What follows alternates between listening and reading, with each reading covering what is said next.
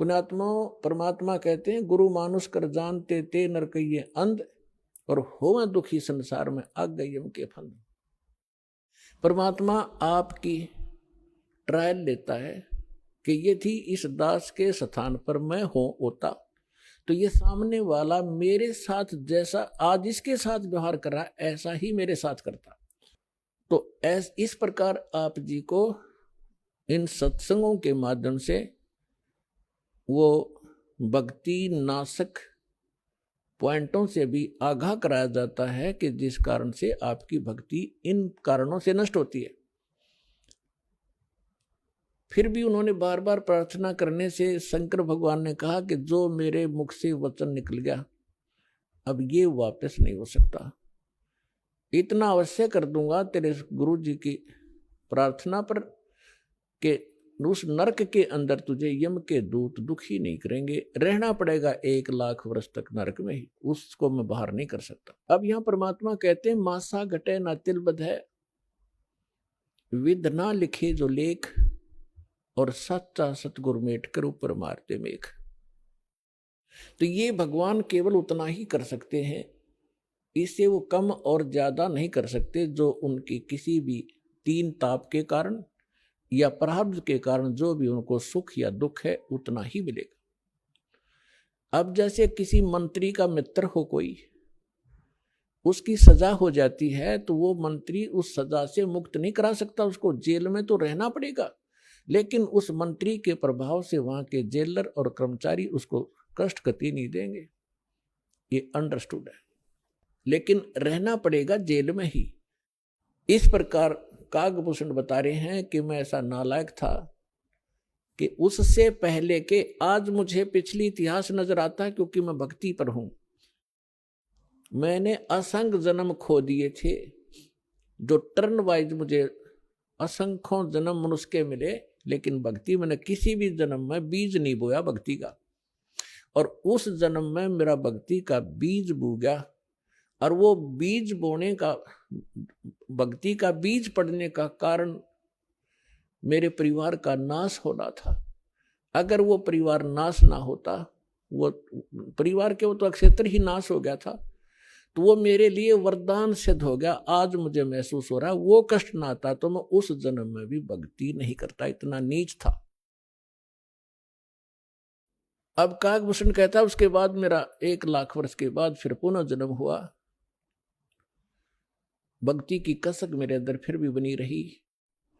मैंने एक लोमस ऋषि के साथ वाद विवाद कर दिया भक्ति के ऊपर। उसने श्राप दे दिया, रे चंडाल, तेरा चंडाल के घर जन्म होगा, काग चंडाल के। तो कहता है कि मेरे मन, जब गुरुजी ने मुझे ऐसा क्रोध से वचन बोला, मेरे को क्रोध नहीं हुआ, मैं समझ गया कि बात बिगड़ गई। मेरे मन में क्रोध नहीं आया, ना दुख हुआ, मुझे एहसास हुआ कि मेरे से भारी गलती बन गई। तो मैंने उनके तरफ करबद्ध होकर के हाथ जोड़ के ऐसे मायूस सा बनकर कहा कि हे ऋषि जी, जन्म तो दास को कहीं दे देना, पर एक वरदान भी दे दो कि मेरे भक्ति भूल ना पड़े। तो उसने कहा भाई ठीक है, तेरा जन्म तो होगा चंडाल का, लेकिन ये आशीर्वाद दे देता हूं कि भक्ति बनी, तेरा याद बनी रहेगी भगवान की। तो फिर काग चंड के घर ये जिसका जन्म हुआ, पूरा इतिहास बता रखा परमात्मा ने अपने सुख संवेद में। ब्रह्मा जी का वाहन है हंस, उसकी हंसनी को ब्रह्मा जी की पत्नी सावित्री उसको गर्भ धारण कराने के लिए काग चंड के घर लेगी। उनके संयोग से फिर कागभूषण का जन्म हुआ। ऊपर से मुंह काग का है, नीचे शरीर देवताओं जैसा है। फिर ये कहता है कि गरुड़ जी उसके बाद जो नेक्स्ट जन्म मेरा चंडाल के घर हुआ कागभूषण नाम से, उस जीवन में मेरे भक्ति की कसक, जबरदस्त कसक बनी रही। मैं घूम रहा था, भटक रहा था, गुरु भी बना रखे थे, ऋषियों के पास भी गया था और भक्ति भी कर रहा था। उसी दौरान मुझे एक जोगजीत नाम के महापुरुष मिले। उन्होंने मुझे सतलोक और सचखंड और बहुत आगे की जानकारी दी, और उन्होंने मुझे एक ऐसा मंत्र दे रखा है, उसका जाप करता हूं और मेरी बहुत लंबी उम्र उन्होंने बख्श दी है। तो पुण्यात्माओं, वो जोगजीत कौन थे? ये वो परमात्मा है कबीर साहब, हमारे परम पुरुष। ये भिन्न भिन्न रूप बना के भिन्न भिन्न नामों से यहाँ आते हैं और अच्छी आत्माओं को मिलते हैं, उनको भक्ति से युक्त करते हैं। तो जो प्रसंग चल रहा था कि जैसे आप पूर्व जन्म के पुण्यकर्मी प्राणी हो, उनको मनुष्य जीवन मिला है, तो वो आज भी भक्ति की कसक आप में विद्यमान है, आप भटक रहे हो। और कुछ ऐसे व्यक्ति हैं, एक ही घर में एक तो इस ज्ञान को सुनते ही भाग लेता है और दूसरे को समझाने की चेष्टा करते हैं तो भी वो नहीं मानते हैं, विरोध करते हैं। तेने देवी देवता छोड़ दिए, तेने बैठा बैठा दिया है, देवता रुष्ट हो जाएंगे, ये हो जाएगा, नुकसान हो जाएगा, या वो भक्ति करते ही नहीं है। तो इसका कारण बताया परमात्मा ने। कबीर साहब कहते हैं, सठ दल दोनों दीन का, दिल में दोष न धार, सतगुरु का कोई एक है, यू काल का सब संसार। जैसे कोयल जो होती है, ये कोयल अपना अलग से घोंसला बनाकर अंडे नहीं पैदा करती, क्योंकि अलग से वो अंडे देती है तो कौवे उसको खा जाते अंडों को। वो ऐसे सूझबूझ से अपना काम निकालती है। जो मादा काग कौवी कहीं अंडे उत्पन्न कर देती है, उस ताक में रहती है, और जब वो कभी बाहर जाती है अपना आहार करने के लिए, चुग्गा चुगने के लिए, तो पीछे से उसी के घोंसले में अंडे उत्पन्न कर देती। अब वो कभी वापस आती है तो वो 2 के स्थान पर 4 अंडे पाती है, लेकिन वो समझ नहीं पाती है तेरा कौन सा है, दूसरा कौन सा है। तो उन सभी को वो उसको परिवरिश कर देती है, उनसे बच्चे निकाल देती है और उनमें उसका अपना सा मोह हो जाता है। और वो कभी कोयल सामने देखती रहती है, उनके आसपास रहती है कि कब ये बच्चे उड़ने योग्य हों और फिर इनको मैं साथ ले जाऊं। जब वो देख लेती है कि ये बच्चे कुछ दूर तक उड़कर वापस आने लग गए हैं, तब दूर वृक्ष पर बैठ कर अपनी बोली बोलती है, कुहू कुहू की। जो कोयल के बच्चे होते हैं वो उस आवाज से प्रभावित होते हैं और ऐसे चारों तरफ देखते हैं, उस आवाज के साथ वो खींचे चले जाते हैं।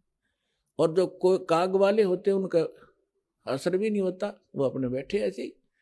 वो उड़कर चल पड़े कोयल वाले, काग वाले वहीं रह गए।